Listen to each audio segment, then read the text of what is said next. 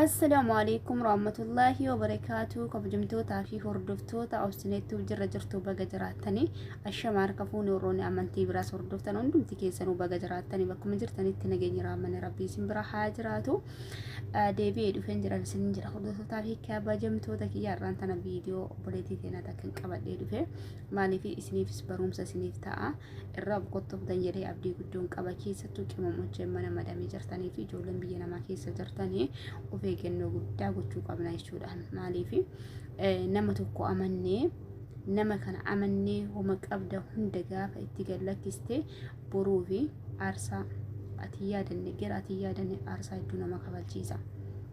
وبولتين تنا ثم الجتين وقاس دي بينا ما كيس جراد إجار سكي يو كان جالل لكيا لفا بيتي من نح إجار جدي مالك إتيرجان توري أكسوما إنسي من إجاري gaafa ijaaree xumurarra gahu homa diqqoo irratti wal dhabne manas diigee qorqorroolee irraa baasee gurguratee mukas gurguratee lafas gurguratee jette. Gaafa akkana ta'ee wanni ati xaarte waggaa sadii wanni ati xaarte yeroo takkattiidhaan akkana nama jalaa ta'u maaltu namatti dhagahama. Dhugaa aarsaa hedduu nama kafalchiisaa jechuudha. Jiruu biyya namaa tana keessatti aarsaa hedduu kafalaa jirra. Mana namaa keessatti jireenya namaa keessatti umurii keenya daa'imummaadhaan silaagisee kolfinee taphachuu malletti silaagisee uffannee fata jechuu malletti jiruu biyya namaa tana keessatti aarsaa hedduu kafalaa jirra jechuudha. Aarsaa hedduu asirraa kaanee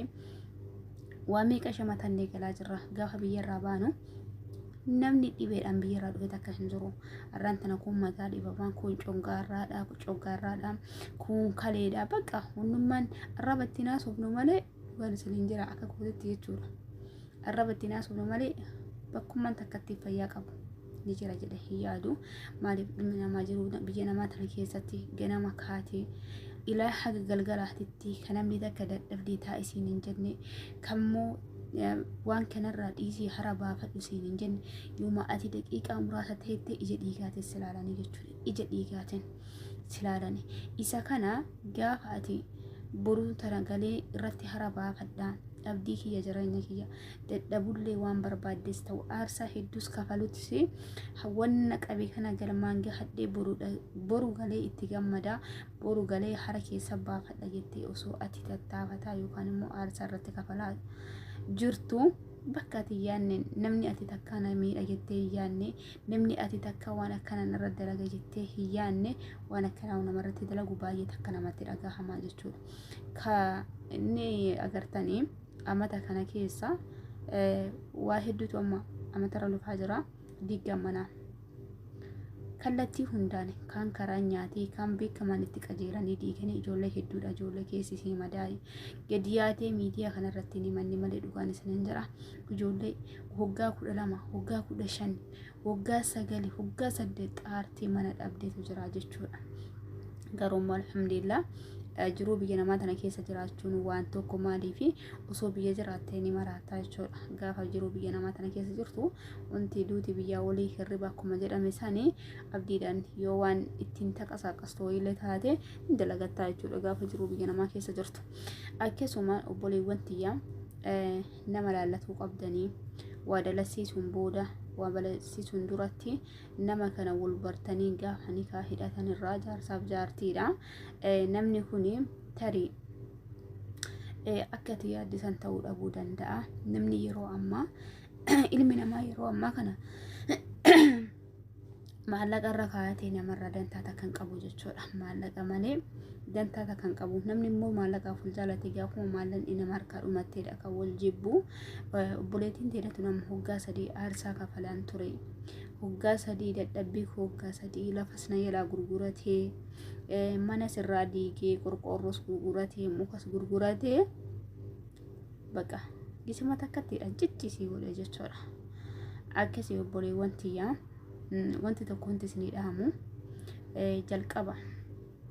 gaafuma nikaa jiruu biyya namaa tana keessatti nikaa hidhatu maallaqa barbaadaadhaaf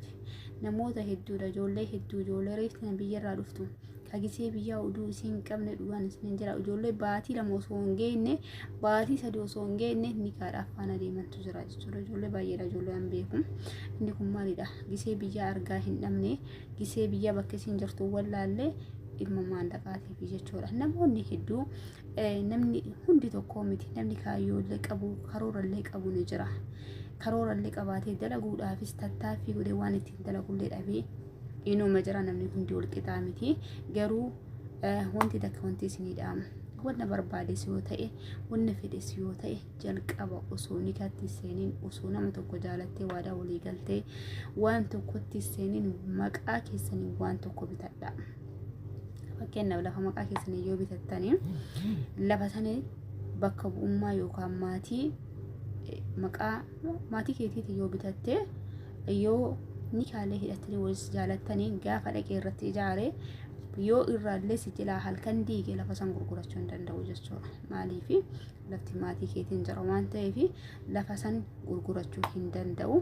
akkasii obboleewwan tiyyaa baay'ee takka ulfaataa harka namaatiin yookaan immoo harka ati nama namiidha namni kun namiidha namni kun rakkoo akkanaa narraan gahaa namni kun aarsaa akkana na kafalchiisa jettee odoo ofitti yaadinii fi odoo baqa nama kanarraa waan akkanaa kana hin eegin yoo namni ati jaalattuu fi namni ati amantuu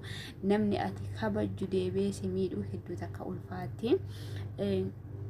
akkuma beekame waggoota darbe kana keessa namoota hedduudha ijoollee hedduudha kan mana dhabanii ka hoggaa 8 xaaranii hoggaa 6 xaaranii hoggaa 12 xaaranii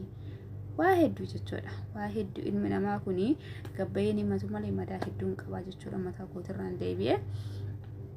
laayivii hedduu fi chaalenjii hedduu keessan dabarse alhamdulillahi rabbil alamin garuu immoo waa tokko wanti isin beekuu qabdani wanna bade hundaafuu seenuuftanis dhudhumtanis waan keessa dabartanis dalagaas ta'ee cinqis ta'ee namoonni garii odoo dhibamu ka dalagatu jira odoo rakkatu ka dalagatu jira kan nyaatummaanuu manuma madamii kana keessa nyaata dhabee qooqoo fi ka dalagatu jira jechuudha tarii mana kanaa yoo jijjiiradhe ka kanan geenne galuu danda'a kan jedhu irraa ka'ee waa hedduu jechuudha biyya namaa kana keessa chaalenjii hedduu dabarsanii waa hundaa ofitti cabsee waa hundaa obsaan dalagee gaafa wanti ati dalagdeef sun immoo si jiraa badde